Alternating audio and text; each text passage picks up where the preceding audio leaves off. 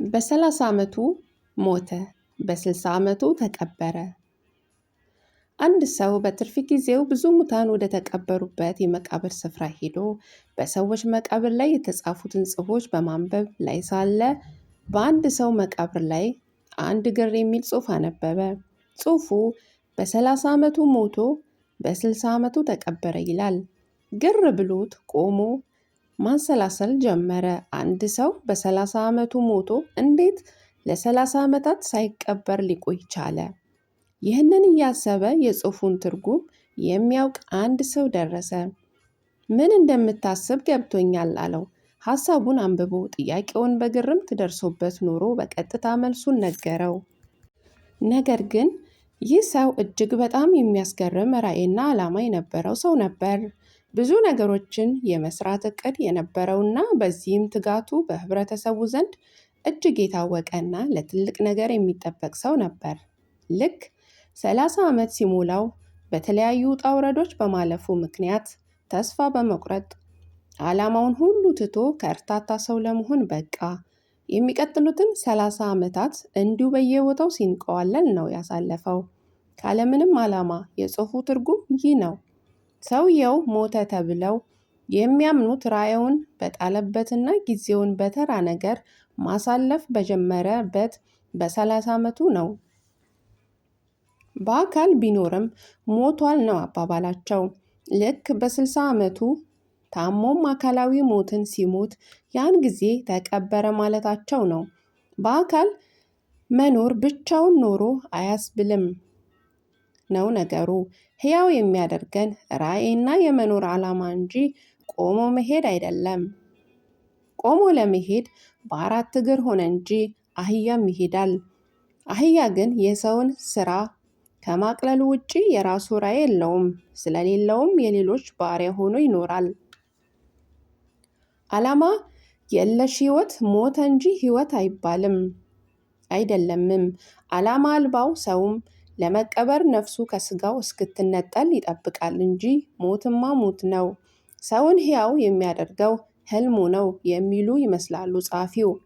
ልክ ነው። ዓላማ ያለው ሰው መሆንና በዓላማው የሚጸና ሰው መሆን ሁለት የስኬት ቁልፎች ናቸው።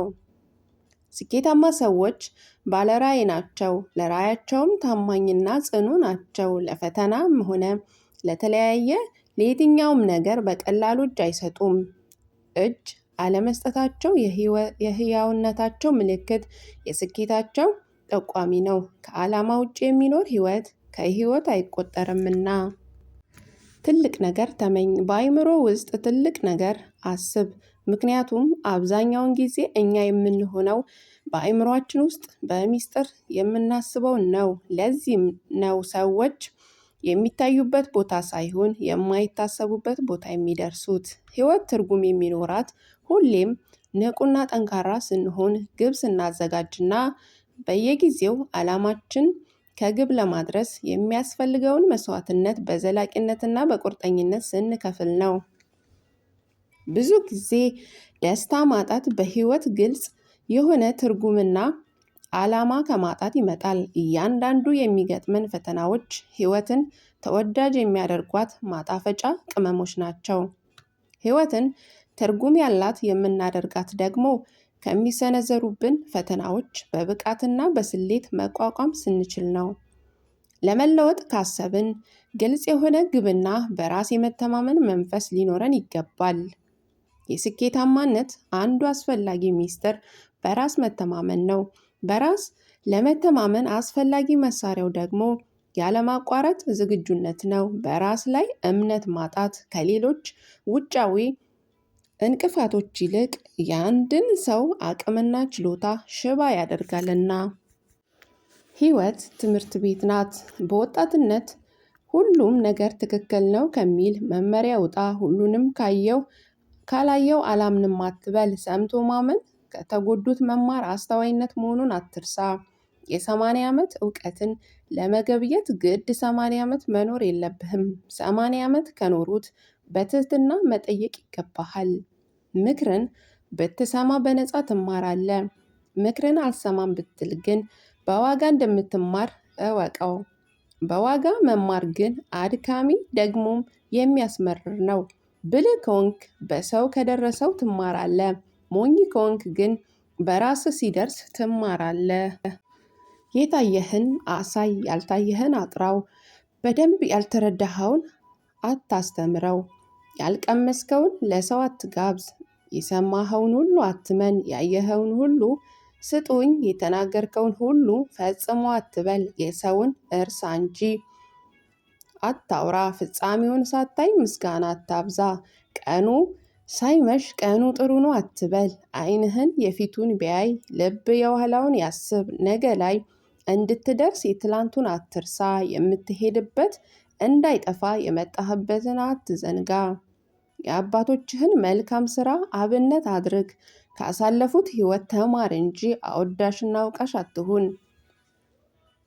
ሌሎች መሆን ያለባቸውን ስታውቅ አንተ መሆን ያለብን እንዳይጠፋ ተጠንቀቅ። ደግሞም አንተም በታሪክ ፊት መሆንን እወቅ።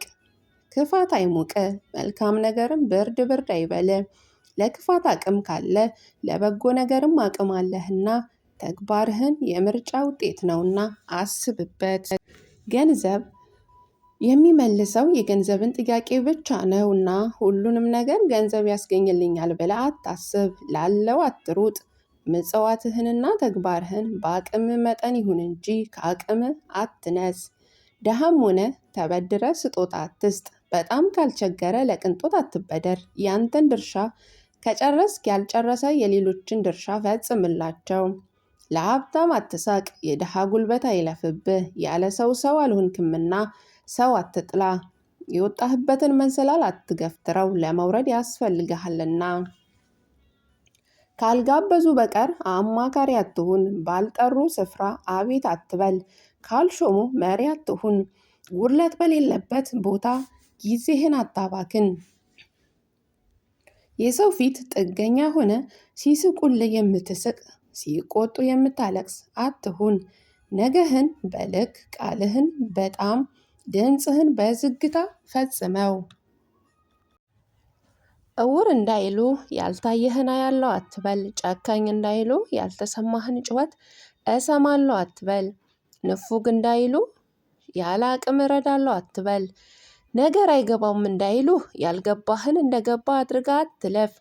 አንድ በጎ እውቀት ሳትጨብጥ የዋልክበትን ቀን እንደኖርክበት አትቁጠረው። ስለዚህ መጽሐፍትን አንብብ፣ አዋቂዎችን ጠይቅ፣ ሁሉን ሳትንቅ ስማ።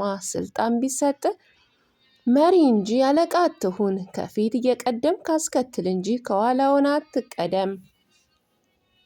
በዓላማ ኑር፣ እንቅፋቶች የሚያነጹ እንጂ ተግባርህን የሚያስተው አይሁኑ። ሕይወት ትምህርት ቤት መሆኑንና ባለማወቅ ብዙ ትምህርቶች እንዳመለጡ ተጠንቀቅ። የመከራ ቀን ወዳጆችን አትርሳ። የዛሬ ሰው ብቻ አትሁን፣ የትላንቱንም አስብ። አንገት የተፈጠረው ዞሮ ለማየት ነውና። ዓለም ዋዣቂ ናት።